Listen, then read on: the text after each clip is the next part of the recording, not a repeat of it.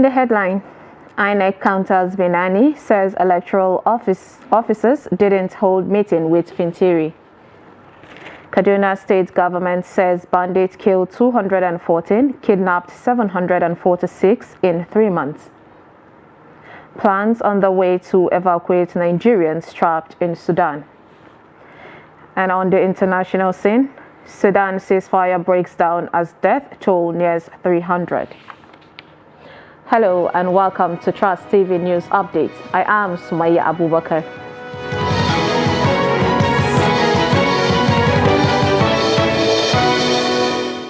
Thank you for joining us, and now the news in full.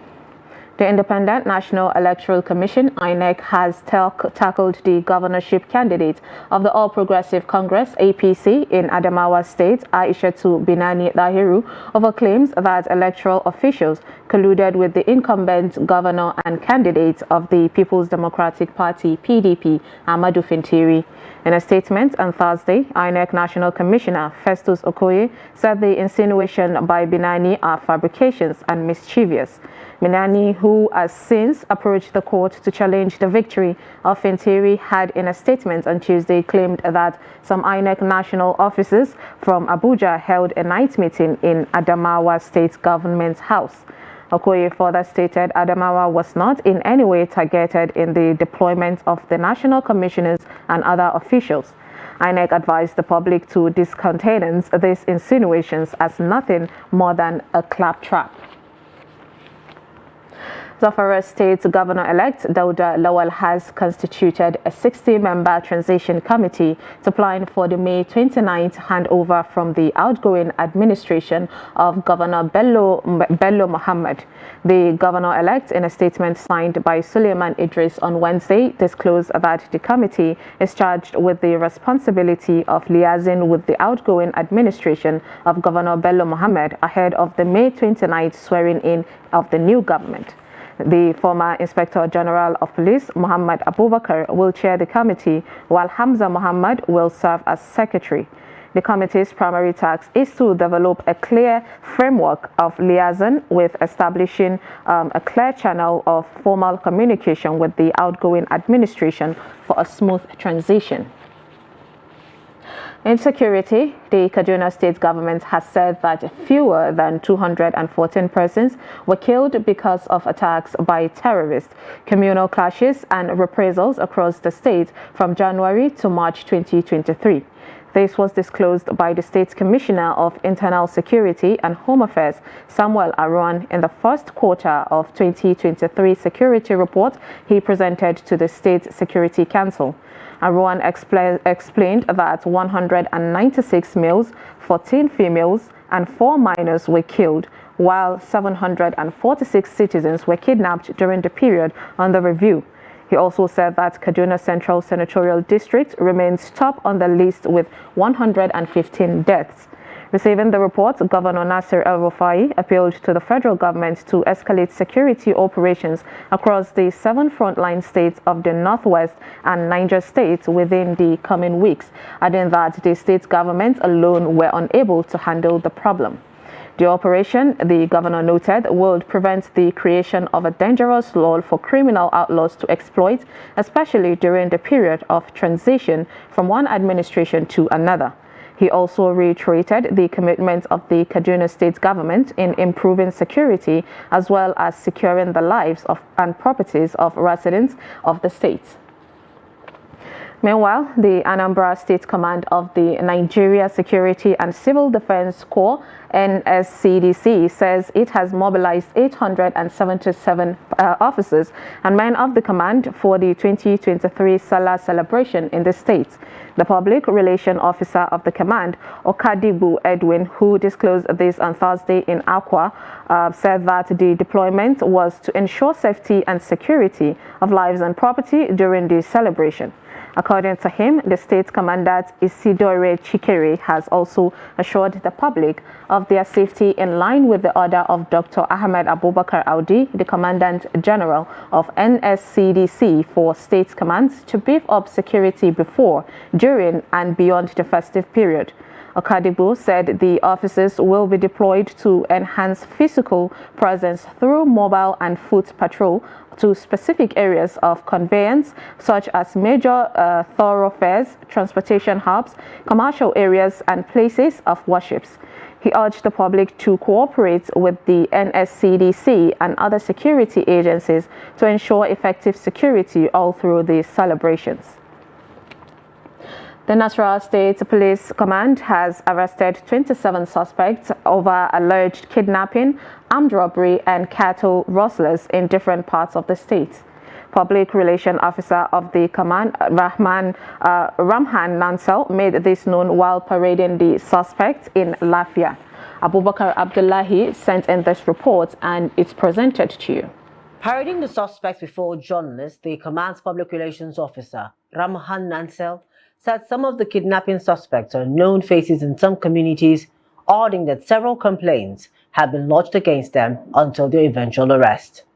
He explained that the activities of one of the kidnapping syndicates came to the knowledge of the command when it became apparent that people hired them to kidnap their relations for ransom.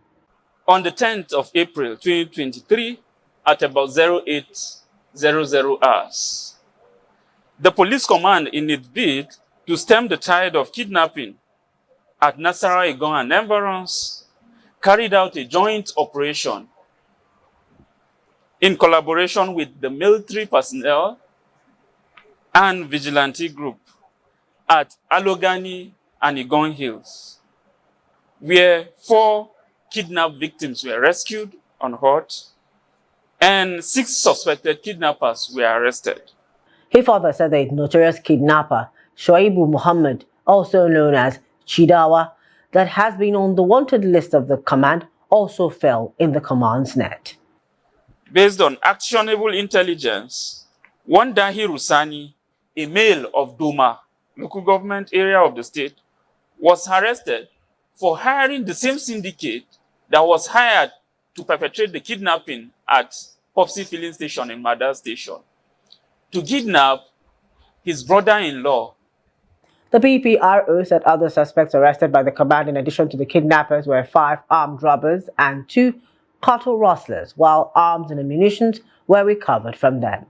Some of the suspects admitted to have committed the offense they were accused of. Meanwhile, the command said it has deployed adequate personnel across the nooks and crannies of the state to ensure a hitch-free Eid-Fitr celebrations. Meanwhile, the Lagos State Police Command on Wednesday paraded 42 cult members arrested by the Special Anti-Cultism Operation in the state. The Commissioner of Police, Idowu Owohua, while parading the cultists at the State Command headquarters in Ikeja, said no form cultism will be allowed to operate in Lagos under his watch. The report. According to reports, the special officers arrested the suspects at Ijora, Orile, Ebutemeta, and Ikorodu area of the state. The officers recovered from the cultists 10 firearms, 6 locally made guns, 3 fabricated pistols, 1 English pistol, 3 axes, 3 daggers, 3 knives, 3 machetes, and multiple charms. Addressing the press at the police headquarters in Ikeja, the Commissioner of Police, Idowu Owohua, warned cultists and those involving in other crimes to cease forthwith, as the command has put machinery in place to fish them all out. Cultists, that in line with the promise made to Lagosians, we will deploy all our operational assets and will provide the leadership that will ensure that the special units of the Lagos State Command sustains this battle against cultists who appear to be determined to threaten the internal security of Lagos, threaten our value for peace, and our wish for a stable, secure order in order for Lagosians to operate.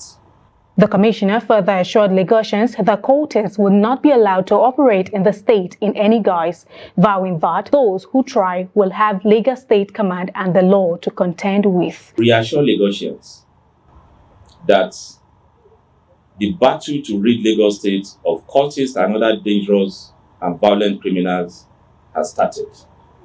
And we will not relent until we restore order across the states. So the cultists or any violent criminal that operates under whatever guise should take this as a clear and firm warning once again. They have an option. You either change for better and opt for a legitimate means of livelihood, or you have the Nigeria Police, Lagos State Command, and the law to contend with. Joined residents to avail the police of any information that could lead to the arrest of cultists or any other criminal in order to make the state safer for all.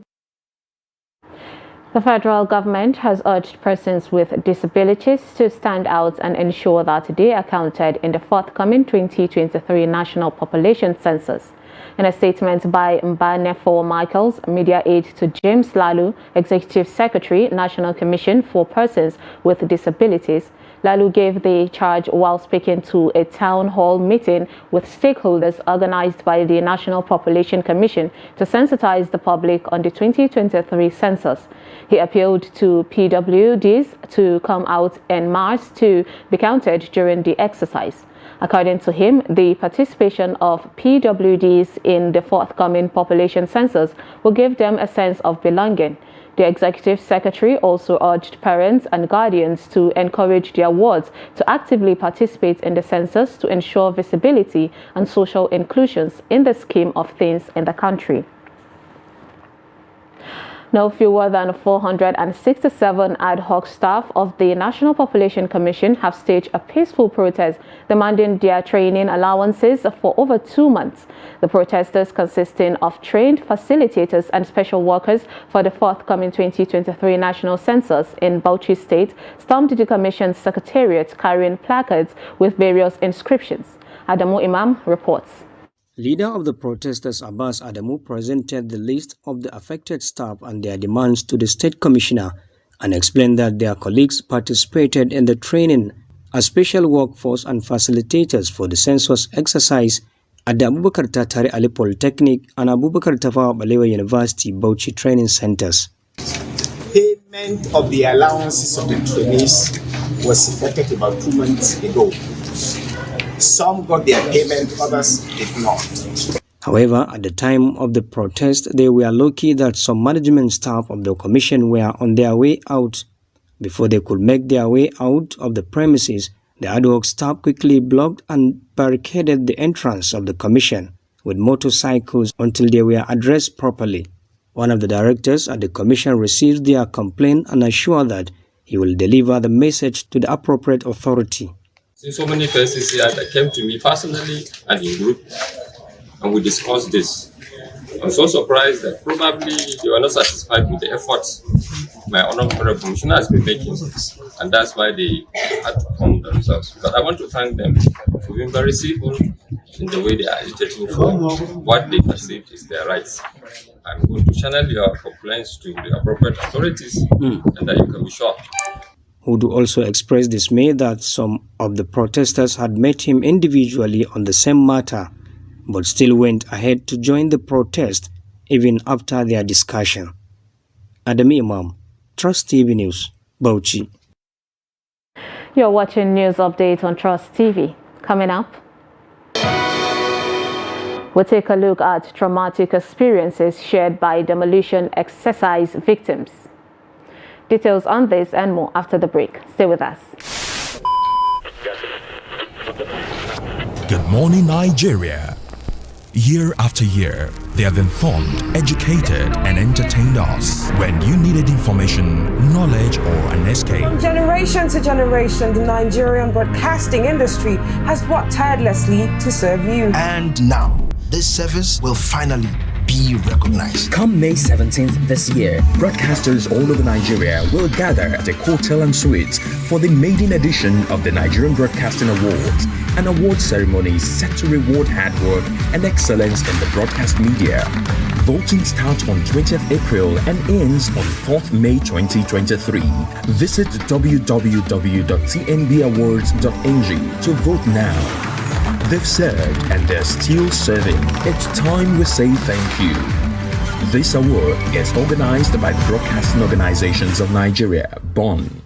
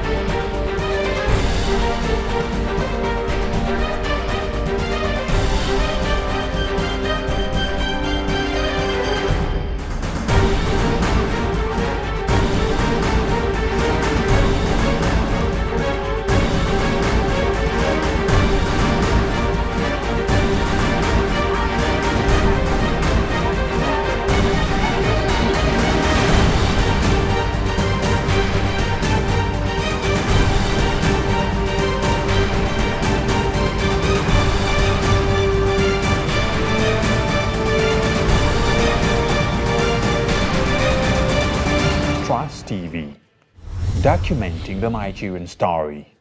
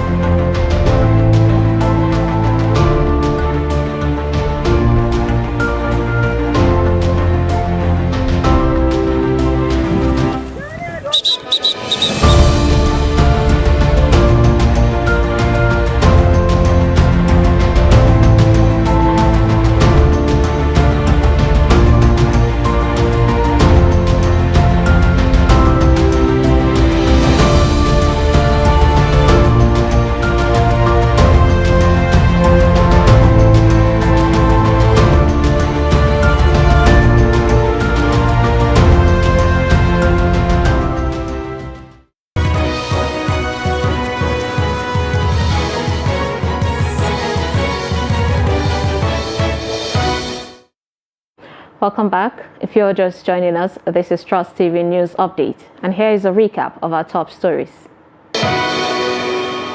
We brought you INEC counters Binani says electoral officers didn't hold meeting with Fintiri. And Kaduna State government says bandits killed 214, kidnapped 746 in 3 months. Now moving on to more stories, the federal government says consultations are ongoing as a response to requests by the Nigerian students in Sudan for evacuation from the country. This was contained in a statement by Gabriel Odo, who for the Media, Public Relations and Protocol Unit of Nigerian in Diaspora Commission on Thursday. Odu said NIDCOM was in consultation with the National Emergency Management Agency and also with the Nigerian Mission in Sudan and other relevant agencies. He said the chairman and CEO of NIDCOM, Abike Dabire Erewa, urged all Nigerian students in Sudan as well as Nigerians living in Sudan to be security conscious and calm. Sudan is currently witnessing hostility between the Sudanese army and the paramilitary group Rapid Support Forces. In the recent months, some parts of the Federal Capital Territory have suffered from demolition exercises, with many rendered homeless and property worth millions lost. In this report, Noel Sampson speaks with some affected Nigerians on life after demolition, especially in areas such as shelter, healthcare, and getting their lives back. The report. Some of those affected by demolitions are yet to recover from the trauma of seeing their abodes reduced to rubble, while those who have gone beyond the trauma are struggling to get on their feet. With no prior notice of demolition in some areas, coupled with the lack of compensation from government, The resolve to begin all over again can be a daunting task. Ironically, some are already erecting fresh structures in the demolished areas, not minding the fact that the same fate can befall the new ones. Honestly, the trauma remains till this second, this minute, from 21st day of December 2022. Shelter means a lot of things.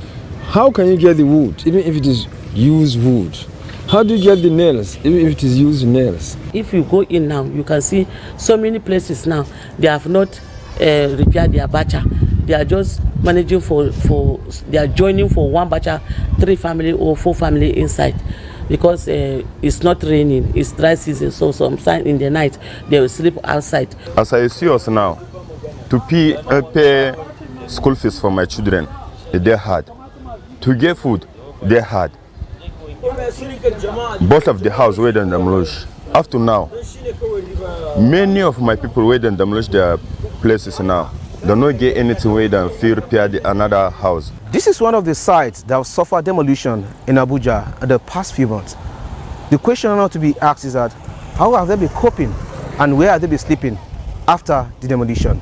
From Durumi in Abuja, Noel Samson, Trust TV News, Abuja. The Federation Accounts Allocation Committee, FAAC, has shared a total of 714.629 billion naira as March 2023 Federation revenue to the federal, state, and local government councils. A communique issued at the end of the FAC meeting for April 2023 said the amount includes gross statutory revenue, value-added tax, exchange gain, and electronic money transfer levies. A breakdown of the figure showed that the federal government received 276.141 billion naira, the states received 232.129 billion naira, the local government council got 95.243 billion naira, while the oil-producing state received 35.102 billion naira as derivation.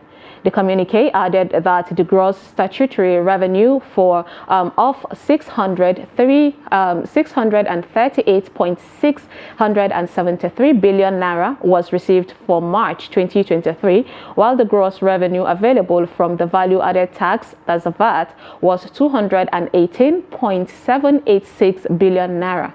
According to the communique, in March 2023, petroleum profit tax, PPT, companies income tax, CIT, oil and gas royalties, import and excise duties, electronic money transfer levy, EMTL, increased remarkably, while value-added tax, VAT, decreased considerably.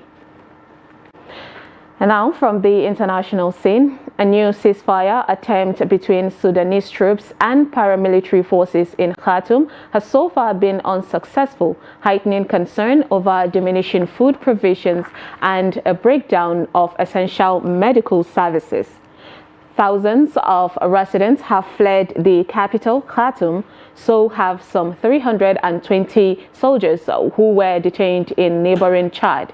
The violent clashes have already left more than 270 civilians dead and more than 2,000 injured, according to the World Health Organization. Germany and Japan are reportedly planning the evacuation of their citizens. The UN will on Thursday meet with the African Union, the Arab League, and representatives of other organizations to discuss the situation in Sudan. At least 78 people have been killed and hundreds injured in a stampede in Yemen's capital.